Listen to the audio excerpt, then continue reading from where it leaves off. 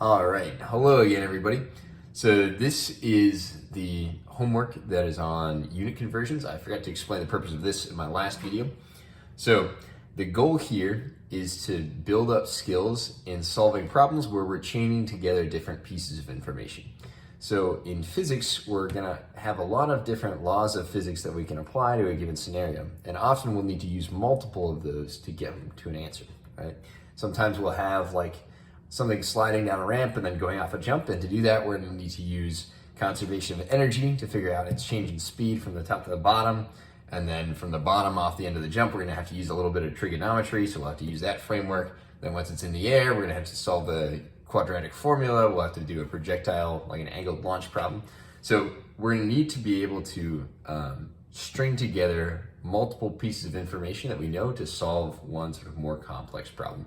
This will give us a little bit of practice at that. It's also just a generally useful skill, and it gets you a little bit more aware of the metric system, relating it to our English units that we use a lot in the US. Okay, before I get started, I'm just gonna do a quick overview of a couple things from fractions, which carry over nicely into unit conversions. So our unit conversions is all based on operations that we do with fractions. Okay, so to start off, I wanna show one thing here. So if I have a fraction, let's say I've got the fraction 2/7. All right, I can rewrite this fraction as a bunch of other things that have the exact same value. Okay, and these are called equivalent fractions. The way we learn about this is like if we want to add fractions together, we need to have a common denominator. Like I can't add this to 21ths.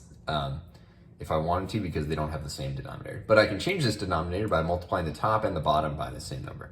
So if I multiply this thing by the fraction 3/3, then I'll get an equivalent fraction. So I get 2/7 times 3/3 equals 6/21. There I multiplied the top and I multiplied the bottom. Okay, this fraction is the exact same value as this fraction. The reason for that is because I multiplied it by something that equaled 1. Okay, this fraction is equal to 1. So I essentially took 2/7 and I multiplied it by 1 and I got something that's equal to 2/7. Okay, so our next sort of step here is that this is equal to 1 because the top and the bottom have the same value. Okay, that's gonna be our process for doing unit conversions, and I'll start off with a simple example here.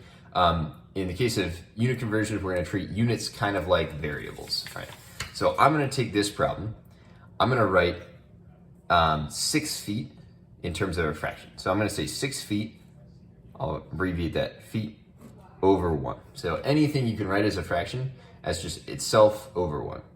What I'm going to do is I'm going to multiply this by a fraction that is equivalent to 1. All right, and the way I get a fraction that's equivalent to 1 is I have the numerator and the denominator of the fraction be the same thing.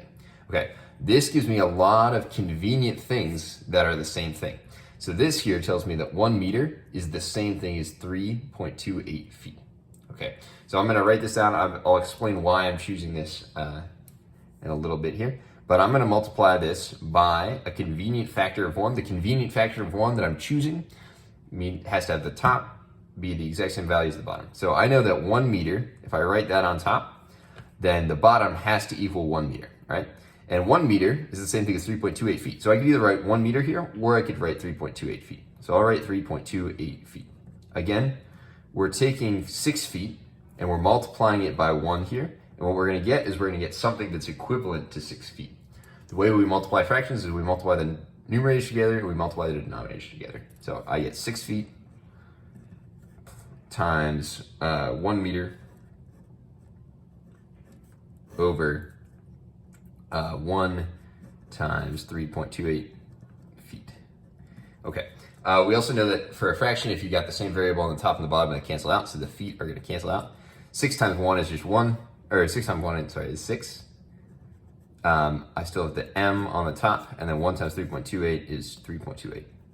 All right, if I want to get this fraction here is equal to 6 feet.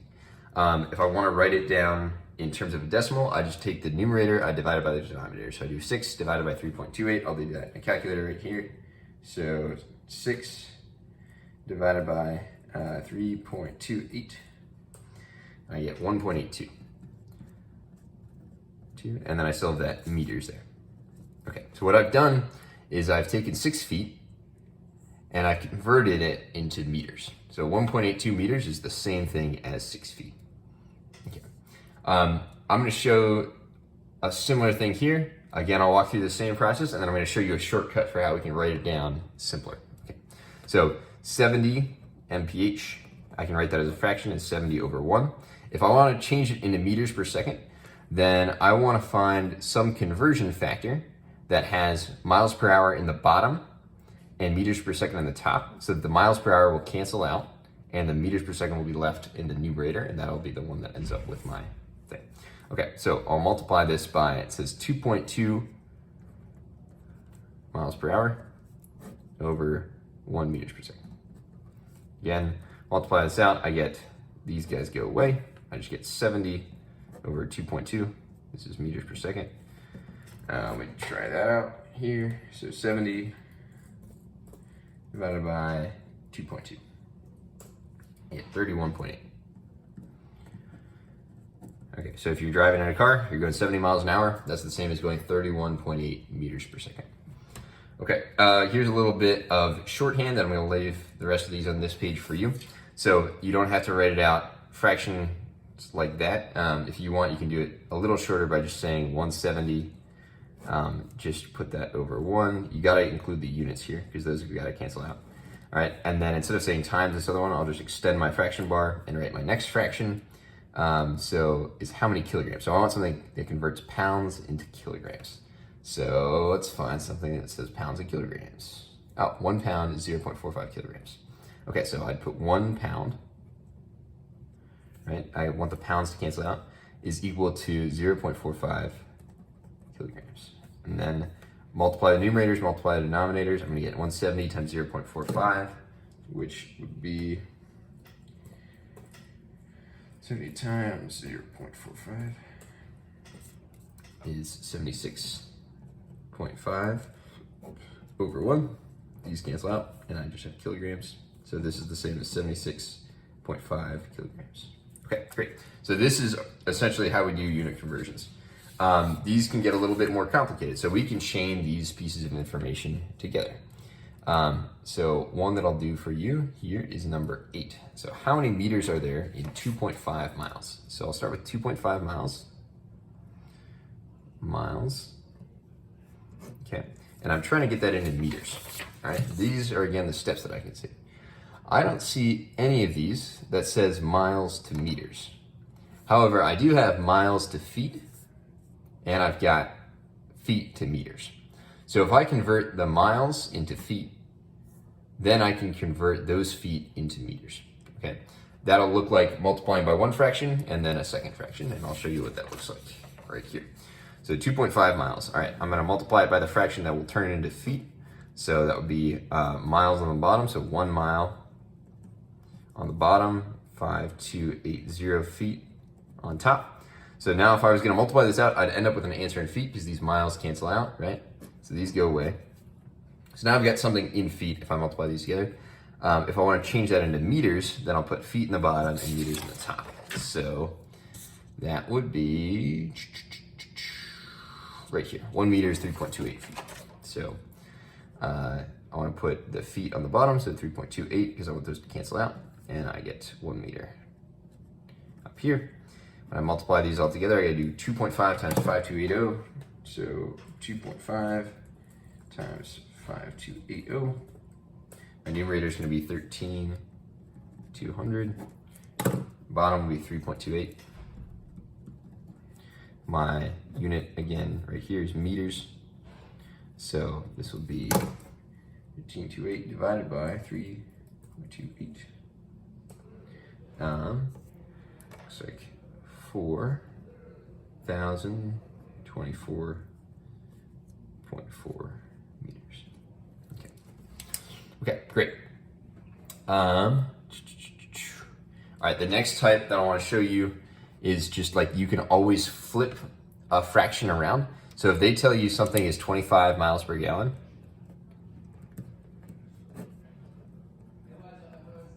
you can treat that as something true, and you can flip it upside down if it's helpful for you. Okay, so the long way to do this would be to multiply it by 1 gallon over 25 miles and then times 1 gallon over 25 miles. You can also just go like this right here, and you can say 1 gallon over 25 miles. That's also a true statement. So if I want to get how many gallons per mile is in a car, so if it's doing 25 miles per gallon, that means I get 1 over 25 gallons per mile. So 1 over 25 gallons, I'll write that as GPM. Just making that up. Okay, so 1 divided by 25, that gives me 0.04 gallons per mile. Okay, yeah, so if you drive a car, it's got 25 miles per gallon, that means every mile that you drive, you're burning 0.04 gallons. All right, the next one that we'll do is when you've got to convert both the top and the bottom. So this would be something like number 13 here. So it says 11 kilometers per liter to miles per gallon. Okay, so I'm gonna start with 11 kilometers per means divided by liter, so 1 liter. Okay, and I'm trying to get that into miles per gallon. So I gotta turn the km into miles, and I gotta turn the L into gallons. So I wanna put km on the bottom here, and I'm gonna figure out a conversion from km to miles. Let's see if I've got that anywhere. I hope so, yeah. 1 km is 0.62 miles. So 1 km, 0.62 miles. Okay, great. And then that cancels out these. So I've got miles on top. Now what I want is gallons on the bottom, right? So to cancel out this L, I gotta put an L on the top. All right, now I wanna find my conversion between liters and gallons. So let's find that. Oh, I don't think I have one, but I do have liters to quarts, and I've got quarts to gallons. So let me turn the liters into quarts, and then I'll turn the quarts into gallons, and that should get me there. So what does it say? 0.946 liters. So 0.946 liters is equal to 1 quart. Okay, and then it also says that 4 quarts is equal to 1 gallon. Again, my goal here, these L's cancel out. These Q's cancel out. I'm going to end up with gallons at the end. All right. So if I multiply this all through, I'm doing 11 times 0.62 times 0.946 times 4. The denominators are all 1, so that'll just be over 1 at the end. I'll type that into my calculator here. So 11 times 0.62 times 0.946 times 4. I get 25.8. My units that are surviving here is miles and gallons. So miles per gallon. All right, so you could write that as 25.8 miles per gallon, or MPG if you like. All right, cool. Let's see. That's our first page.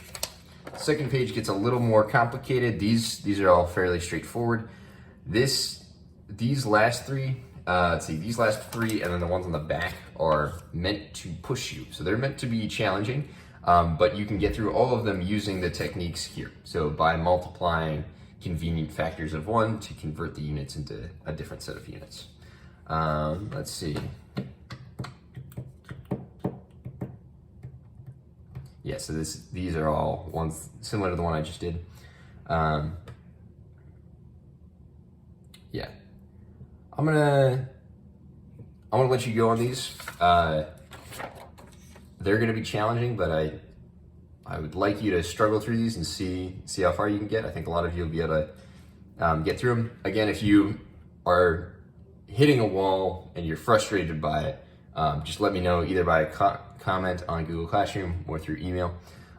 Just a note, this last question here is a typical question that some of my friends that were business majors would get when interviewing. It's a question that employers will ask to sort of see whether people can logically think their way through an unknown situation that they don't have a lot of context for. So this question would be like a company will ask you something like, how many car skylights are there in LA? And it's a question aimed at, can you make good estimates for like business opportunities. And you can approach this from a unit conversion standpoint. So what you have to do is you got to start with some number that you know. So we'll say that's the people in LA. So we'll start off with the number of people in LA. That's about 4 million in the city itself. Then you have to think of a conversion for cars per person. So maybe you're thinking like, okay, the average person has, I don't know, like 0.7 cars, because not everybody has a car. But probably most people have a car in the city. I'm not totally sure on that one. But you come up with like a conversion factor there for cars per person, and then you come up with a conversion factor of skylights per car. So that's probably gonna be a lot less than 1, because most cars don't have skylights, so you might call it 0.2 or whatever. And then you'd show them like, okay, I'm basing this guess on the number of skylights in LA, based on the population that I know, based on my guess of number of cars per person, and based on my guess for skylights per car. And just that logical line of reasoning is that's what the interviewers are looking for. And using that method, you can actually come up with a pretty reasonable number for all sorts of estimates that you would have no idea about otherwise. So anyway, have a great summer. Good luck with this work. Again, feel free to reach out, and I'm excited to see all of you this coming semester.